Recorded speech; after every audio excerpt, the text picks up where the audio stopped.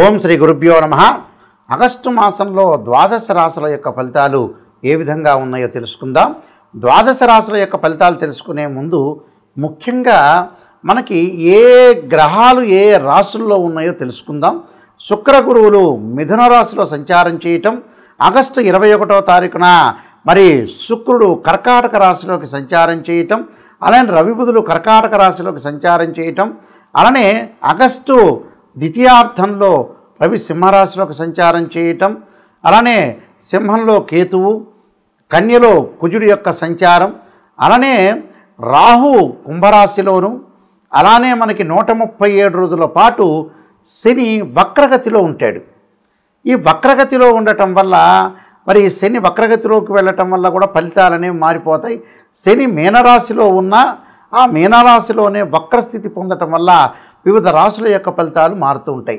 సహజంగా ఇక్కడ ఎలా ఉంటుందంటే గురువు అతిపెద్ద గ్రహాలైన గురువు శుక్రుడు గ్రహాలని మనం ఒకసారి పరిశీలన చేస్తే గురువు ఎవరి రాశి నుంచి అయినా కూడా 2, 5, 7, 9, 11 స్థానాలు సుఫలితాలను ఇవ్వటం, శుక్రుడు 1, 2, 4, 5, 8, 9, 10, 11 స్థానాలు సుఫలితాన్ని ఇచ్చే అవకాశం అనేది ఖచ్చితంగా ఉంటుంది.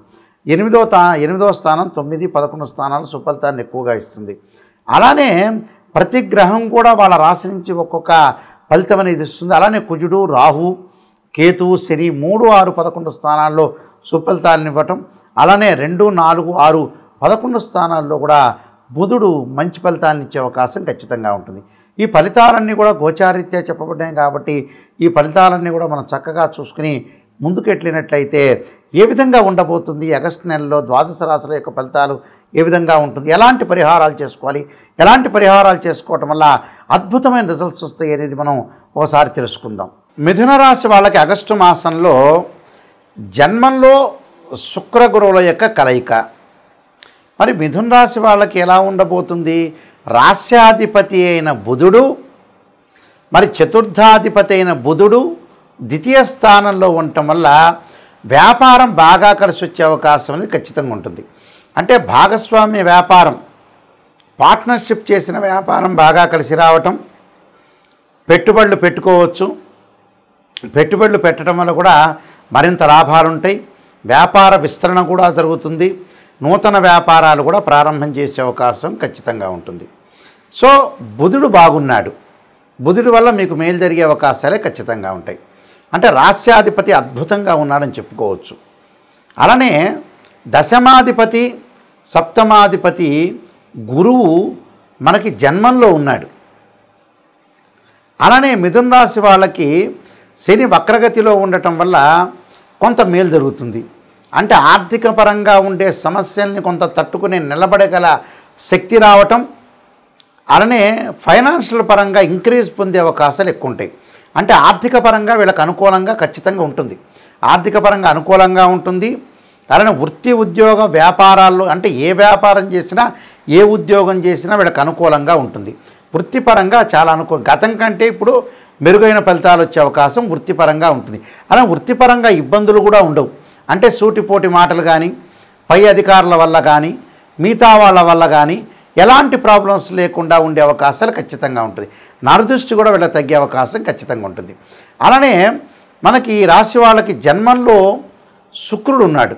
అంటే ఇక్కడ జన్మంలో శుక్రుడు అంటే ఏమిటి? వ్యయాధిపతి, పంచమాధిపతి జన్మంలో ఉండటం వల్ల వాళ్ళకు అనుకున్న పనులన్నీ కూడా నెరవేరుతాయి.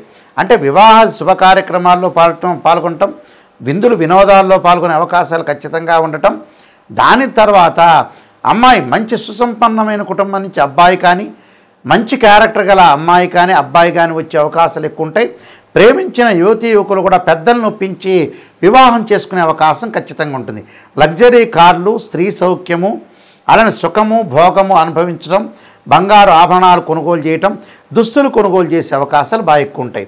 అలానే ప్రతి చోట కూడా శుభ కార్యక్రమం యొక్క నిర్వహణ వీళ్ళ వంతు వేసుకొని, వీళ్ళ భుజస్కంధం మీద వేసుకొని వీళ్ళు నడిపించే శక్తి అనేది వీళ్ళకి కలిగే అవకాశం ఖచ్చితంగా ఉంటుంది. కాబట్టి ఈ రాశి వాళ్ళకి బుధుడు బాగున్నాడు, శుక్రుడు బాగున్నాడు, శని బాగున్నాడు.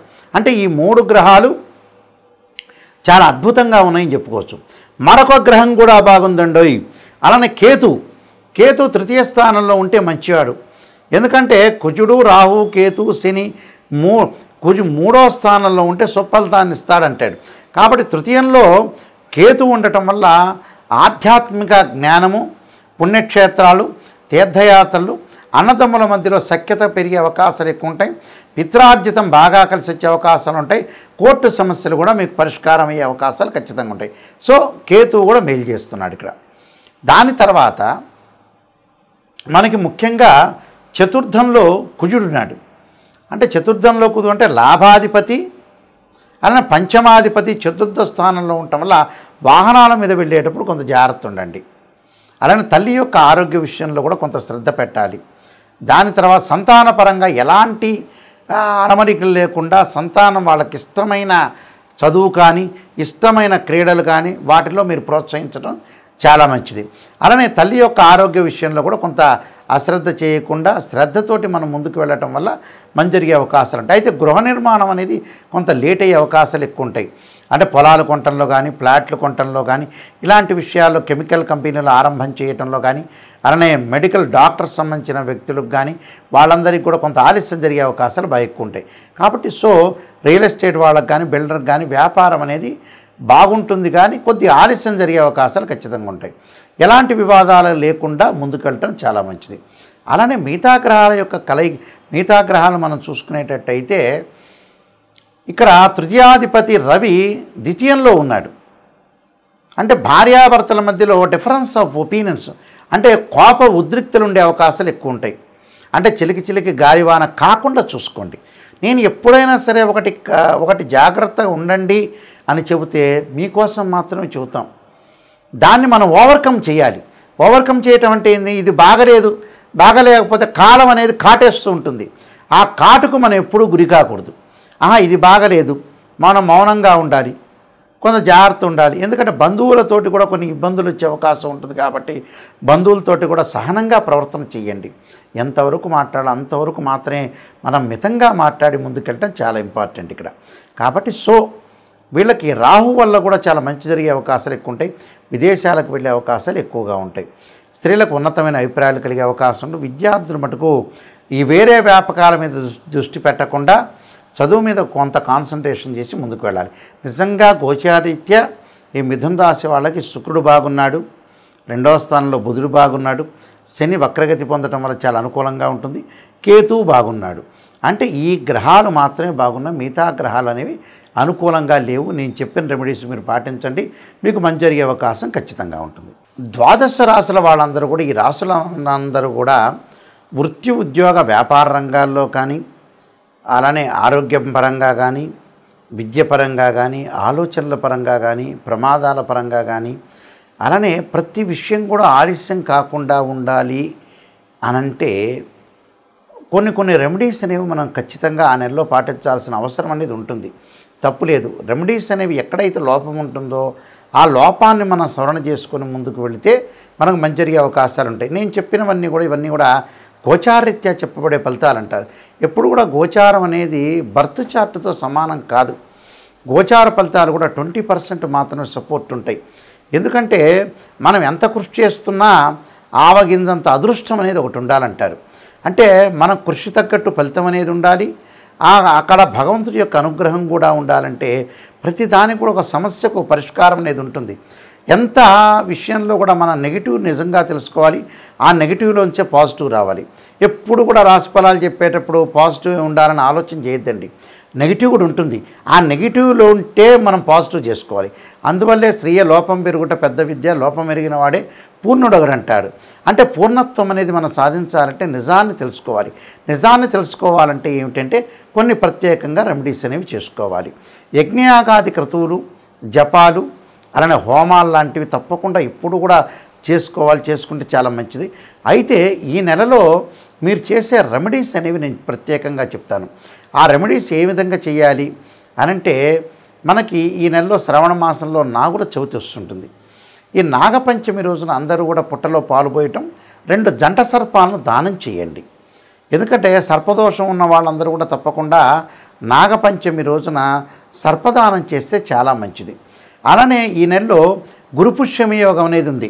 అంటే ఉద్యోగపరంగా ఇబ్బందులు పడుతున్న వ్యక్తులు కానీ, అలానే ఏదైతే ధనపరంగా ఇబ్బందులు పడుతున్నారో, ఫైనాన్షియల్ పరంగా ప్రాబ్లమ్స్, ఉద్యోగం నిలకడ లేదా, స్థిరత్వం లేదా, ఇలాంటి వాళ్ళందరూ కూడా తప్పకుండా గురువును ఆరాధన చేయాలి. అంటే సూర్య నమస్కారాలు చేయటము, అలానే గురువుని యొక్క ఆరాధన చేయటం, శనగలు అలానే గోధుమలు దానం చేయటం, గోధుమలు, ఎర్రని వస్త్రము, ఎర్రని పూలు దానం చేయటం, అలానే శనగలు దానం చేయటం, అలానే పసుపు వర్ణం గల జాకెట్ పీసు దానం చేయటం, అలానే సూర్య నమస్కారాలతో పాటు దేవానాంచ ఋషీనాంచ గురుకాంచన సన్నిభం బుద్ధిమతం త్రిలోకేశం తమ నమామి బృహస్పతి అనే మంత్రాన్ని చదవండి. ఎవరికైనా సరే వివాహాలు దగ్గరికి వచ్చినట్టు వచ్చి వెనక్కి వెళ్తున్నాయా, ఆ శుక్రవారం రోజున, ఈ శ్రావణ శుక్రవారం రోజున, వరలక్ష్మి వ్రతం రోజున చక్కగా లక్ష్మీదేవి యొక్క ఆరాధన చెయ్యండి. అలానే మహాదేవే చ విష్ణుపత్ని ధీమే తన్నో లక్ష్మీ ప్రచోదయాత్ అనే మంత్రాన్ని ఆ శుక్రవారం రోజున తప్పకుండా బొబ్బర్లు, అలానే ఎల్లో కలర్ పీసు, అలానే బ్రాహ్మణుడికి దానం చేయండి. దానం చేయటం, అలానే ఆ రోజున వీలైతే కన్యాపాశుపతాస్త్రం, వరపాశుపతాస్త్ర రుద్రాభిషేకం లాంటివి చేసుకోండి. ప్రమాదాలు జరుగుతున్నాయా, మరి కుజుణ్ణి శనిని ఆరాధన చేయండి. ఈ శ్రావణ శనివారం రోజున తప్పకుండా శని ప్రదక్షిణాలు చేసి నీలాంజన సమాపాతం రవిపుత్ర యమాగ్రజం ఛాయామార్తాండ సంభూతం తం నమామి శనిశ్చరం అనే మంత్రాన్ని చక్కగా చదువుకోండి. అలానే అంగారకుడి యొక్క ఆరాధన శ్రావణ మంగళవారం రోజున తప్పకుండా వాళ్ళ ఆరాధన చేయాల్సింది ఏంటంటే సుబ్రహ్మణ్య స్వామి యొక్క ఆరాధన. తత్పురుషా విద్యే మహాసేనాయ ధీమే తన్నో షణ్ముఖ ప్రచోదయాత్ అనే మంత్రాన్ని మంగళవారం రోజున రాహుకాలంలో దీపం పెట్టండి. మనసుకు శాంతి లేదా, మీరు శ్రావణ మాసంలో వచ్చే సోమవారం రోజున చంద్రుణ్ణి ఆరాధన చేయండి. ఎలాగా, ఇంటిలో కూర్చొని చంద్రగాయత్రి మంత్రాన్ని చదవండి. క్షీరపుత్రాయుద్ధి అమృతతత్వాయ ధీమే తన్నో చంద్ర ప్రచోదయాత్. కోర్టు సమస్యలు ఉన్నవాడు కుజుణ్ణి ఆరాధన చేయండి. అలానే ఆరోగ్యపరంగా బాగలేని వాళ్ళు శని, రవి, కుజుణ్ణి ఆరాధన చేయటం వల్ల కూడా మనకు మంచి పనులు జరిగే అవకాశాలు ఖచ్చితంగా ఉంటాయి. అలానే ఆరోగ్యం బాగుండట్లేదు గురువు గారు, దీర్ఘకాలిక వ్యాధులు వస్తున్నాయి, నాకు బీపీ షుగర్ కంట్రోల్ లేదు అనే వ్యక్తులు శరీరే జర్జరీభూతే వ్యాధిగ్రస్తే కళేబరే ఔషధం జాహ్నవీతోయం వైద్యో నారాయణ హరి మంత్రాన్ని చదవండి. అలానే మనస్సుకు బ్రెయిన్ సంబంధించిన స్ట్రోక్స్ కానీ పెరాలసిస్ కానీ వస్తే శిరోకంఠపాశుపతాస్త్ర రుద్రాభిషేకం అభిషేకం చేసుకోండి. అభిషేకం చేసుకోవటం వల్ల కూడా చాలా మంచి జరిగే అవకాశాలు ఉంటాయి. అలానే ప్రేమించిన వ్యక్తులకి వివాహం కావట్లేదు అనే వ్యక్తులు అబ్బాయి కన్యాపాశుపతాస్త్ర రుద్రాభిషేకం, అమ్మాయి వరపాశుపతాస్త్ర రుద్రాభిషేకం, అఘోర గౌరీ పాశుపతాస్త్ర రుద్రాభిషేకాలు చేసుకుంటే తప్పకుండా అనుకూలంగా ఉండే అవకాశం అనేది ఖచ్చితంగా ఉంటుంది. ఇవన్నీ కూడా గోచారరీత్యా చెప్పబడే ఫలితాలు అంటారు. తప్పకుండా ఈ గోచారరీత్యా చెప్పే ఫలితాలు మీరు అన్నీ కూడా నియమాలన్నీ కూడా మీరు పాటించండి. పాటిస్తే చక్కని ఫలితాలు వచ్చే అవకాశం అనేది ఖచ్చితంగా ఉంటుంది. సర్వే జనా సుఖినో భవంతు. నేను చెప్పే ఎప్పుడైనా సరే ఫలితాలన్నీ కూడా శాస్త్రంలో ఉన్న ఫలితాలు మాత్రమే చెబుతాను. ప్రజలందరికీ కూడా, వీక్షకులందరికీ కూడా, నాయకంటి గారి రాశి ఫలితాలు చూసే వ్యక్తులందరికీ కూడా నేను ఒక సమాధానం చెప్తాను. నిజాన్ని తెలుసుకోండి. నిజం అనేది నిప్పు లాంటిది. అబద్ధ భావాలు ఎప్పుడు కూడా నిజంగా ఉండదు. అబద్ధం అంటే తనను తాను మోసం చేసుకున్నట్టు అర్థం. నేను చెప్పే గ్రహాలు వాళ్ళ రాశి సంబంధించిన గోచారం అనే 20% మాత్రం ఫలితం ఉంటుంది. ఏ గ్రహాలు ఏ స్థానంలో ఉంటుందో బాగుంటుందో తెలుసుకోండి. ఎందుకంటే రకరకాల పుస్తకాల్లో కానీ, వివిధ ఋషులు రచించిన గ్రంథాల్లో కానీ, నేను కూడా దాదాపు 15 గ్రంథాలు రచించాను, రైటర్ని కూడా. అందువల్ల గ్రహాలు ఏ పొజిషన్లో ఉంటే మన రాశి నుంచి మనం గోచారీత్యా చూసుకునేటప్పుడు ఏ రాశి ఫలితాలు ఏ గ్రహాలు బాగున్నాయో ఆ గ్రహాలు మాత్రమే మనకు బాగున్నట్టు. వేరే గ్రహాలు నేను చెప్పినవి చెడు ఫలితాన్ని ఇచ్చే గ్రహాలు చెప్తాను. ఆ గ్రహాలకి మన నివారణ మార్గాలు కూడా నేను చెప్తాను, అవి పాటించండి. నిజాన్ని తెలుసుకోండి, మీరు మోసపోవద్దండి. ప్రతి గ్రహం బాగుందంటే నేను చెప్తే బాగున్నట్టు, బాగలేదు అంటే బాగలేనట్టే. ఆ ప్రేక్షకులందరూ కూడా ఇది గమనించవలసిందిగా ప్రార్థన.